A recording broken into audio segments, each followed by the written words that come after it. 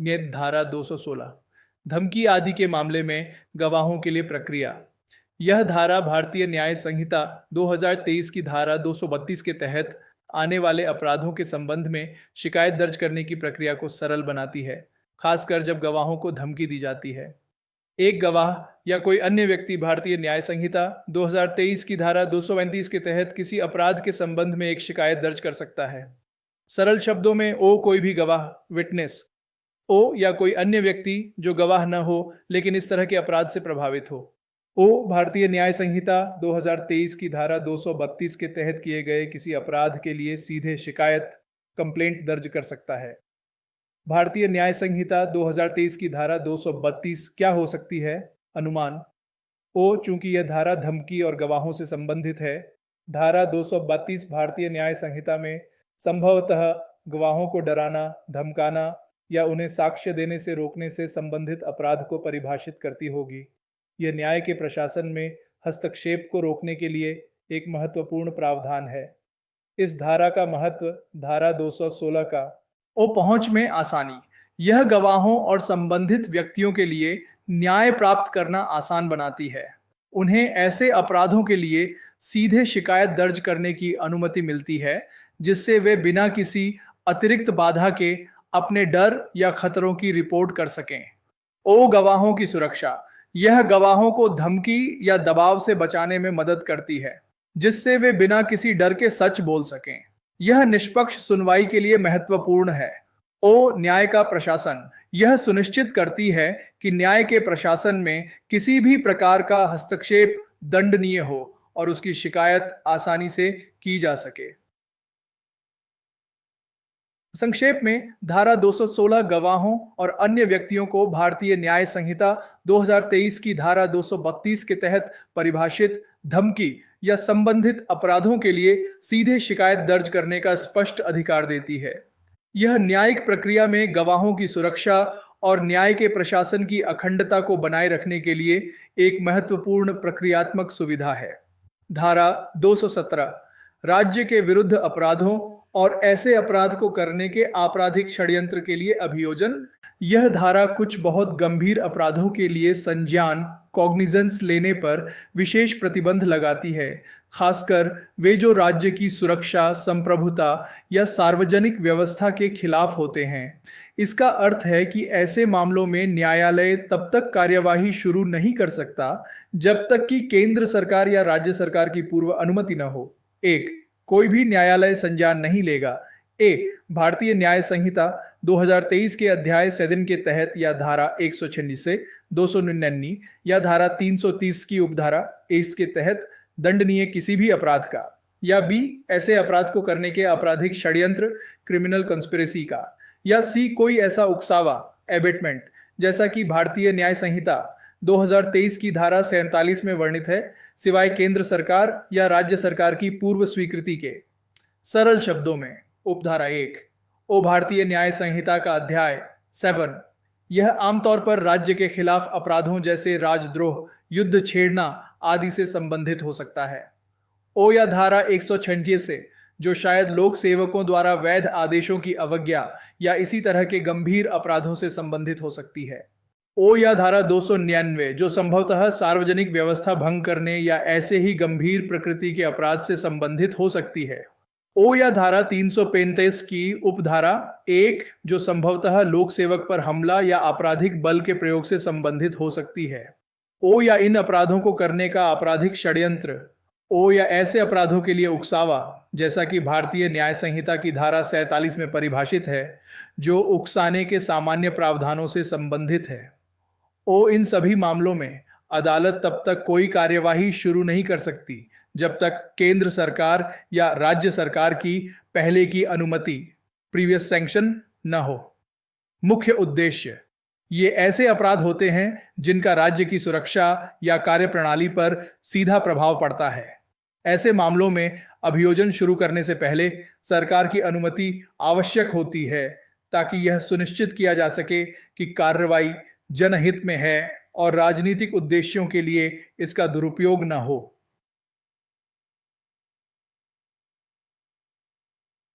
2. कोई भी न्यायालय संज्ञान नहीं लेगा। ए भारतीय न्याय संहिता 2023 की धारा 177 या धारा 345 की उपधारा 2 या उपधारा 3 के तहत दंडनीय किसी भी अपराध का, या बी ऐसे अपराध को करने के आपराधिक षड्यंत्र का, सिवाय केंद्र सरकार या राज्य सरकार या जिला मजिस्ट्रेट की पूर्व स्वीकृति के। सरल शब्दों में उपधारा 2 ओ भारतीय न्याय संहिता की धारा 177 जो संभवतः लोक सेवकों के संबंध में अन्य प्रकार के अपराधों से संबंधित हो सकती है। ओ या धारा 385 की उपधारा की सो या उपधारा 3 जो संभवतः लोक सेवक पर हमले या बल प्रयोग के कम गंभीर रूपों से संबंधित हो सकती है। ओ या इन अपराधों को करने का आपराधिक षड्यंत्र। ओ इन मामलों में अदालत तब तक कोई कार्यवाही शुरू नहीं कर सकती जब तक केंद्र सरकार, राज्य सरकार या जिला मजिस्ट्रेट की पहले की अनुमति, प्रीवियस सैंक्शन न हो। अंतर उपधारा 1 की तुलना में यहां जिला मजिस्ट्रेट को भी अनुमति देने की शक्ति दी गई है, क्योंकि ये अपराध प्रकृति में थोड़े कम गंभीर हो सकते हैं लेकिन फिर भी लोक सेवकों के कार्य से जुड़े हैं। भारतीय न्याय संहिता 2023 की धारा 161 की उपधारा 2 के तहत दंडनीय किसी भी आपराधिक षड्यंत्र के अपराध का मृत्युदंड, आजीवन कारावास या 2 वर्ष या उससे अधिक की कठोर कारावास से दंडनीय अपराध को करने के आपराधिक षड्यंत्र के अलावा कोई भी न्यायालय संज्ञान नहीं लेगा जब तक राज्य सरकार या जिला मजिस्ट्रेट ने कार्यवाही शुरू करने के लिए लिखित में सहमति न दी हो, परंतु यह कि जहां आपराधिक षड्यंत्र ऐसा हो जिस पर धारा 215 के प्रावधान लागू होते हैं, वहां ऐसी किसी सहमति की आवश्यकता नहीं होगी। सरल शब्दों में उपधारा 3 ओ भारतीय न्याय संहिता की धारा 81 की उपधारा 2 के तहत दंडनीय आपराधिक षड्यंत्र। यह धारा शायद आपराधिक षड्यंत्र के लिए सामान्य दंड या विशिष्ट प्रकार के षड्यंत्र को परिभाषित करती है। ओ लेकिन इसमें से उन आपराधिक षड्यंत्रों को बाहर रखा गया है जो मृत्युदंड, आजीवन कारावास या 2 साल या उससे ज्यादा की कठोर कारावास से दंडनीय अपराधों को करने के लिए हों, यानी ये प्रावधान केवल कम गंभीर आपराधिक षड्यंत्रों पर लागू होते हैं। ओ इन कम गंभीर षड्यंत्रों के लिए अदालत तब तक कार्यवाही शुरू नहीं कर सकती जब तक राज्य सरकार या जिला मजिस्ट्रेट ने लिखित सहमति, रिटन कंसेंट न दी हो। ओ विशेष प्रावधान प्रोविजो अगर आपराधिक षड्यंत्र ऐसा है जिस पर धारा 215 लोक सेवकों के प्राधिकार की अवमानना, लोक न्याय के विरुद्ध अपराध आदि के प्रावधान लागू होते हैं, तो फिर इस सहमति की आवश्यकता नहीं होगी, क्योंकि धारा 215 में पहले से ही एक विशिष्ट अनुमोदन प्रक्रिया दी गई है। केंद्र सरकार या राज्य सरकार उपधारा 1 या उपधारा 2 के तहत स्वीकृति देने से पहले और जिला मजिस्ट्रेट उपधारा 2 के तहत स्वीकृति देने से पहले और राज्य सरकार या जिला मजिस्ट्रेट उपधारा 3 के तहत सहमति देने से पहले इंस्पेक्टर के पद से नीचे के न होने वाले पुलिस अधिकारी द्वारा एक प्रारंभिक जांच का आदेश दे सकता है, जिस मामले में ऐसे पुलिस अधिकारी के पास धारा 174 की उपधारा 3 में संदर्भित शक्तियां होंगी।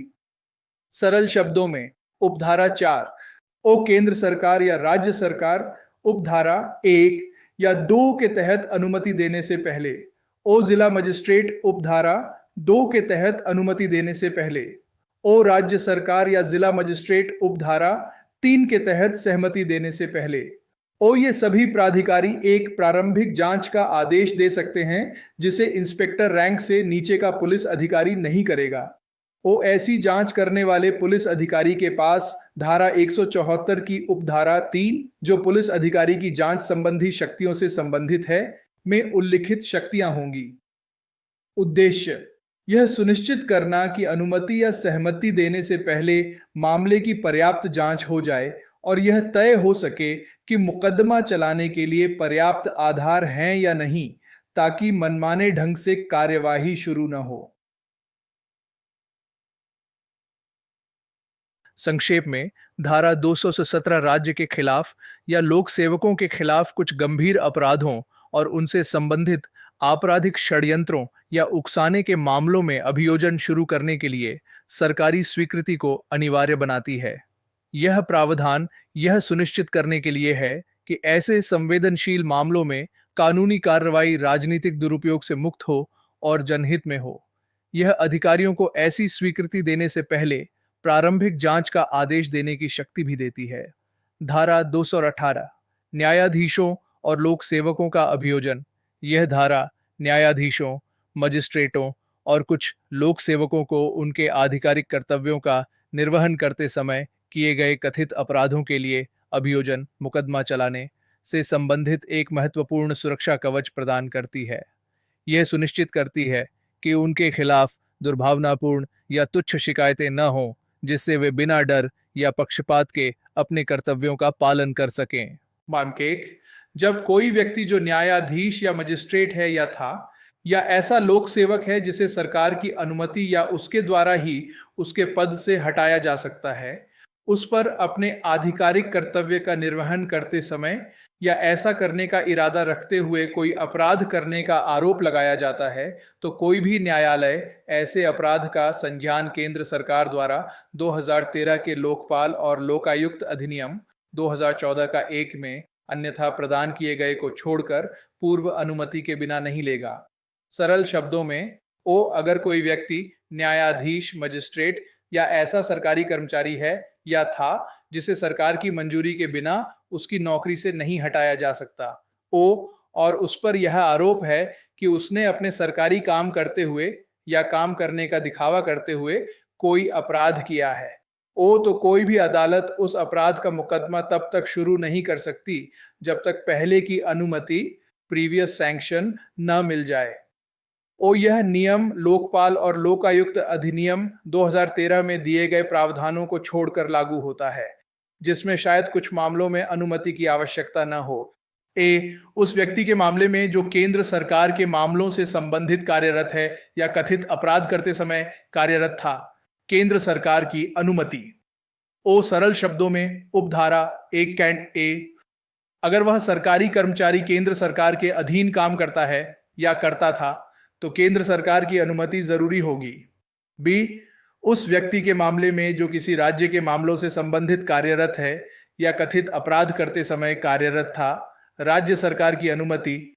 सरल शब्दों में, उपधारा 1 अगर वह सरकारी कर्मचारी राज्य सरकार के अधीन काम करता है या करता था, तो राज्य सरकार की अनुमति जरूरी होगी, परंतु यह कि जहां खंड बी में संदर्भित व्यक्ति द्वारा कथित अपराध उस अवधि के दौरान किया गया था जब संविधान के अनुच्छेद 356 के खंड 8 के तहत जारी एक उद्घोषणा किसी राज्य में लागू थी, तो खंड बी ऐसे लागू होगा जैसे कि उसमें राज्य सरकार अभिव्यक्ति के स्थान पर केंद्र सरकार अभिव्यक्ति प्रतिस्थापित की गई हो। पहला विशेष प्रावधान, प्रोविजो। अगर राज्य सरकार के किसी कर्मचारी ने अपराध तब किया है जब राज्य में अनुच्छेद 356 राष्ट्रपति शासन लगा हुआ था, तो उस मामले में राज्य सरकार की बजाय केंद्र सरकार की अनुमति लेनी होगी, परंतु यह भी कि ऐसी सरकार अनुरोध प्राप्त होने की तारीख से 120 दिनों की अवधि के भीतर निर्णय लेगी, और यदि वह ऐसा करने में विफल रहती है तो अनुमति ऐसी सरकार द्वारा प्रदान की गई मानी जाएगी। दूसरा विशेष प्रावधान, प्रोविजो। संबंधित सरकार को अनुमति के अनुरोध पर 120 दिनों के भीतर फैसला लेना होगा। अगर वह ऐसा नहीं करती तो अनुमति दी गई मान ली जाएगी, deemed to have been accorded. यह प्रावधान अनावश्यक देरी को रोकता है, परंतु यह भी कि भारतीय न्याय संहिता 2023 की धारा 74, धारा 65, धारा 66, धारा 68, धारा 20, धारा 70, धारा 31, धारा 74, धारा 75, धारा 66, धारा 77, धारा 28, धारा 20 में, धारा 143, धारा 199 या धारा 200 के तहत कथित रूप से किए गए किसी भी अपराध के अभियुक्त लोक सेवक के मामले में किसी अनुमति की आवश्यकता नहीं होगी। तीसरा विशेष प्रावधान, प्रोविजो। कुछ खास अपराधों के लिए अनुमति की जरूरत नहीं होगी। ये भारतीय न्याय संहिता की धारा 64, 65, 66, 68, 59, 70, 71, 64, 75, 76, 70, 78, 69, 143, 199 या 200 हो सकती हैं। यह प्रावधान यौन अपराधों या भ्रष्टाचार के कुछ गंभीर मामलों में लोक सेवकों को अनुमति के कवच से बाहर रखता है, जिससे उनके खिलाफ कार्रवाई आसान हो सके। तो संघ के सशस्त्र बलों के किसी भी सदस्य द्वारा अपने आधिकारिक कर्तव्य का निर्वहन करते समय या ऐसा करने का इरादा रखते हुए कथित रूप से किए गए किसी भी अपराध का कोई भी न्यायालय संज्ञान नहीं लेगा, सिवाय केंद्र सरकार की पूर्व अनुमति के। सरल शब्दों में, उपधारा 2 ओ सेना आर्म्ड फोर्सेस के किसी भी सदस्य पर ओ अगर यह आरोप है कि उसने अपने सरकारी काम करते हुए कोई अपराध किया है, ओ तो अदालत तब तक मुकदमा शुरू नहीं करेगी जब तक केंद्र सरकार की पहले की अनुमति न हो। ओ यह प्रावधान सेना के विशेष कार्य और राष्ट्रीय सुरक्षा को ध्यान में रखता है। 3. राज्य सरकार अधिसूचना द्वारा निर्देश दे सकती है कि उपधारा 2 के प्रावधान सार्वजनिक व्यवस्था के रखरखाव के लिए जिम्मेदार बलों के सदस्यों के ऐसे वर्ग या श्रेणी पर लागू होंगे जैसा उसमें निर्दिष्ट किया जा सकता है, वे कहीं भी सेवा कर रहे हों, और तत्पश्चात उस उपधारा के प्रावधान ऐसे लागू होंगे जैसे कि उसमें केंद्र सरकार अभिव्यक्ति के स्थान पर राज्य सरकार अभिव्यक्ति प्रतिस्थापित की गई हो। सरल शब्दों में, उपधारा 3 ओ राज्य सरकार अधिसूचना जारी करके यह तय कर सकती है कि उपधारा 2 का नियम यानी अनुमति वाला राज्य में सार्वजनिक व्यवस्था बनाए रखने वाली, जैसे पुलिस, अर्धसैनिक बल, बलों के सदस्यों पर भी लागू होगा, चाहे वे कहीं भी सेवारत हों। ओ और ऐसे मामलों में जहां उपधारा 2 में केंद्र सरकार लिखा है, उसे राज्य सरकार पढ़ा जाएगा। ओ यह प्रावधान राज्य पुलिस और अन्य राज्य बलों के कर्मियों को उनके कर्तव्यों के निर्वहन के दौरान सुरक्षा प्रदान करता है। 4. उपधारा 3 में निहित किसी भी बात के बावजूद किसी राज्य में सार्वजनिक व्यवस्था बनाए रखने के लिए जिम्मेदार बलों के किसी भी सदस्य द्वारा अपने आधिकारिक कर्तव्य का निर्वहन करते समय या ऐसा करने का इरादा रखते हुए उस अवधि के दौरान जब संविधान के अनुच्छेद 336 के खंड 1 के तहत जारी एक उद्घोषणा उसमें लागू थी, कथित रूप से किए गए किसी भी अपराध का कोई भी न्यायालय संज्ञान नहीं लेगा, सिवाय केंद्र सरकार की पूर्व अनुमति के। सरल शब्दों में, उपधारा 4 ओ उपधारा 3 के नियम के बावजूद जहां राज्य सरकार अनुमति देती है, ओ अगर राज्य की सार्वजनिक व्यवस्था बनाए रखने वाली बलों के किसी सदस्य ने अपराध तब किया है जब राज्य में राष्ट्रपति शासन अनुच्छेद 336 लागू था, ओ तो अदालत तब तक मुकदमा शुरू नहीं करेगी जब तक केंद्र सरकार की पहले की अनुमति न हो। ओ यह प्रावधान राष्ट्रपति शासन के दौरान राज्य बलों को भी केंद्र सरकार की निगरानी में लाता है।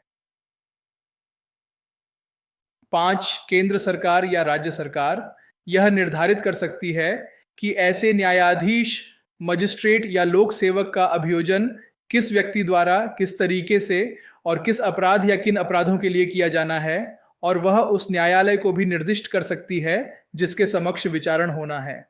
सरल शब्दों में, उपधारा 5 ओ केंद्र सरकार या राज्य सरकार जो भी अनुमति देती है, ओ यह तय कर सकती है कि अभियोजन कौन चलाएगा, जैसे सरकारी वकील, ओ किस तरीके से अभियोजन होगा, ओ किन अपराधों के लिए अभियोजन होगा, ओ और किस अदालत में मुकदमा चलेगा। ओ यह प्रावधान ऐसे संवेदनशील मामलों में अभियोजन प्रक्रिया पर सरकारी नियंत्रण और समन्वय सुनिश्चित करता है।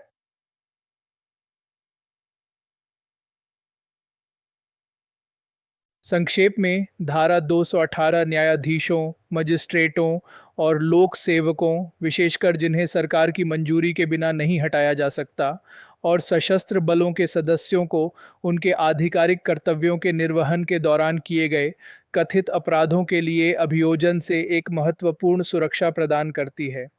ये सुनिश्चित करती है कि ऐसे व्यक्तियों के खिलाफ कानूनी कार्यवाही शुरू करने से पहले संबंधित सरकार की पूर्व अनुमति ली जाए। हालांकि इसमें कुछ अपवाद और समय सीमाएं भी हैं। यह प्रावधान सरकारी अधिकारियों को अनावश्यक उत्पीड़न से बचाने और उन्हें बिना डर के अपने कर्तव्यों का पालन करने में सक्षम बनाने के लिए महत्वपूर्ण है। धारा 219 विवाह के विरुद्ध अपराधों के लिए अभियोजन। यह धारा विवाह से संबंधित कुछ विशिष्ट अपराधों के लिए मुकदमा चलाने, संज्ञान लेने पर विशेष प्रतिबंध लगाती है। इसका अर्थ है कि इन अपराधों के लिए न्यायालय तब तक कार्यवाही शुरू नहीं कर सकता जब तक कि अपराध से पीड़ित व्यक्ति द्वारा ही शिकायत न की गई हो, या कुछ विशेष परिस्थितियों में किसी अन्य व्यक्ति द्वारा।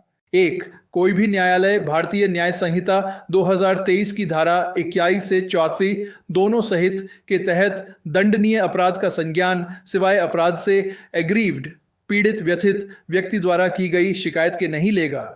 सरल शब्दों में, ओ भारतीय न्याय संहिता की धारा 21 से 34 ये धाराएं आमतौर पर विवाह से संबंधित अपराधों जैसे द्विविवाह, व्यभिचार, क्रूरता, विवाह के लिए धोखेबाज आचरण आदि से संबंधित हो सकती है।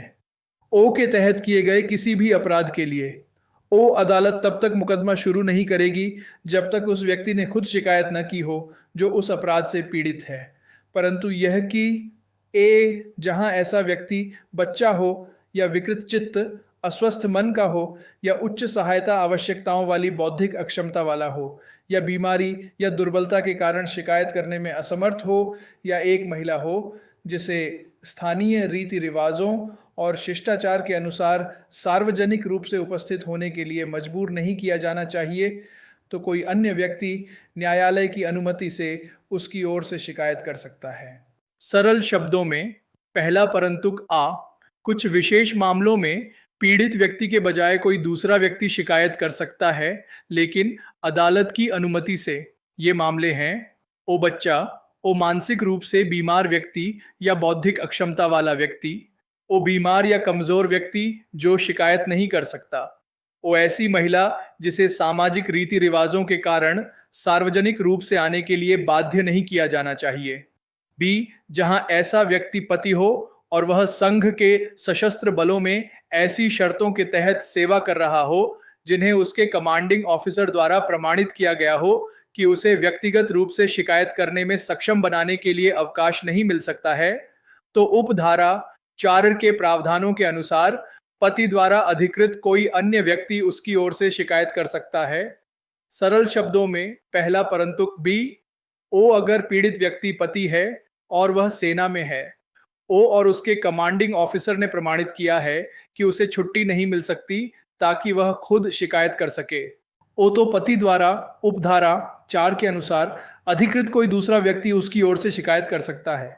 सी, जहां भारतीय न्याय संहिता 2023 की धारा 82 के तहत दंडनीय अपराध से पीड़ित व्यक्ति पत्नी हो, तो उसकी ओर से उसके पिता, माता, भाई, बहन, पुत्र या पुत्री द्वारा या उसके पिता या माता के भाई या बहन द्वारा या न्यायालय की अनुमति से उसके रक्त, विवाह या दत्तक ग्रहण से संबंधित किसी अन्य व्यक्ति द्वारा शिकायत की जा सकती है। सरल शब्दों में, पहला परंतुक सी, ओ अगर भारतीय न्याय संहिता की धारा 82 संभवतः द्विविवाह या क्रूरता जैसे पत्नी को पीड़ित करने वाले अपराध से पीड़ित व्यक्ति पत्नी है, ओ तो उसकी ओर से शिकायत ये लोग कर सकते हैं: उसके पिता, माता, भाई, बहन, पुत्र या पुत्री, उसके मामा, मौसी, चाचा, बुआ, पिता या माता के भाई बहन, या अदालत की अनुमति से रक्त, विवाह या गोद लेने से संबंधित कोई भी अन्य व्यक्ति।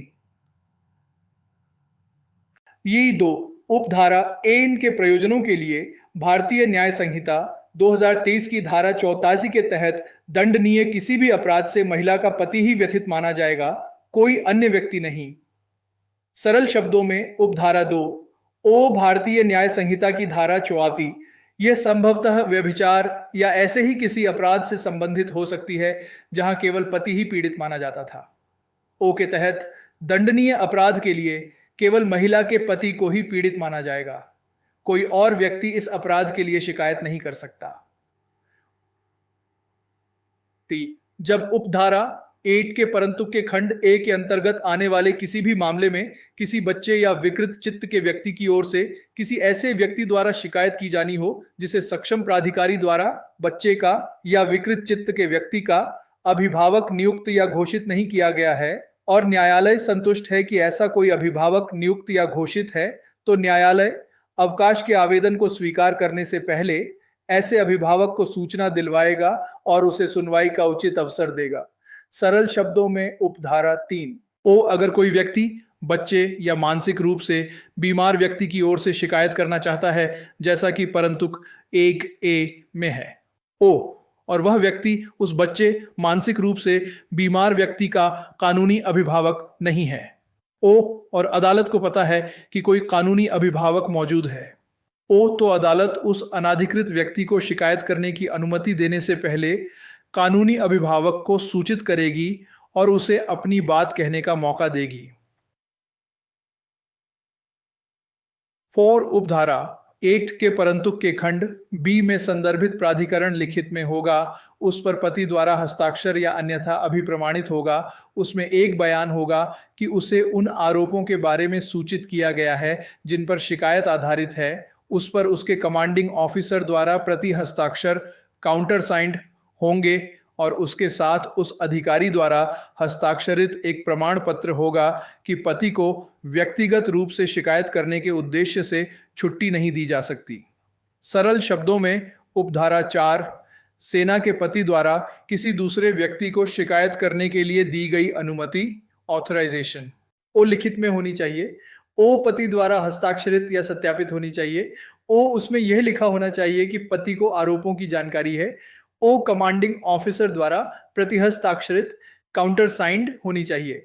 ओ साथ में कमांडिंग ऑफिसर का एक प्रमाण पत्र भी होना चाहिए जिसमें लिखा हो कि पति को खुद शिकायत करने के लिए छुट्टी नहीं मिल सकती। 5 कोई भी दस्तावेज जो ऐसे प्राधिकरण के रूप में प्रतीत होता है और उपधारा 4 के प्रावधानों का पालन करता है, और कोई भी दस्तावेज जो उस उपधारा द्वारा आवश्यक प्रमाण पत्र प्रतीत होता है, जब तक कि इसके विपरीत साबित न हो जाए, उसे वास्तविक माना जाएगा और साक्ष्य में स्वीकार किया जाएगा। सरल शब्दों में उपधारा 5 ओ उपधारा 4 के अनुसार जो अधिकार पत्र ऑथोराइजेशन या प्रमाण पत्र सर्टिफिकेट बनाए गए हैं, ओ उन्हें तब तक असली और साक्ष्य के रूप में स्वीकार्य माना जाएगा जब तक कोई इसे झूठा साबित न कर दे।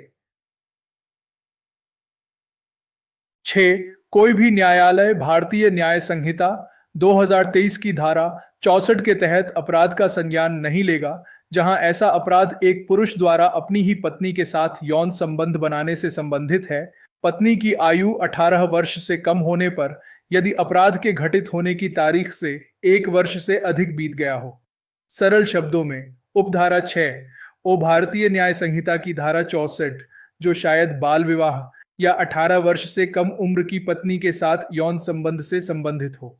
ओ के तहत आने वाले ऐसे अपराध के लिए जहां पुरुष अपनी 18 साल से कम उम्र की पत्नी से यौन संबंध बनाता है, ओ अदालत तब तक संज्ञान नहीं लेगी जब तक अपराध होने के 1 साल के भीतर शिकायत न की गई हो। यानी अगर 1 साल से ज्यादा बीत गया है तो मुकदमा नहीं चलेगा।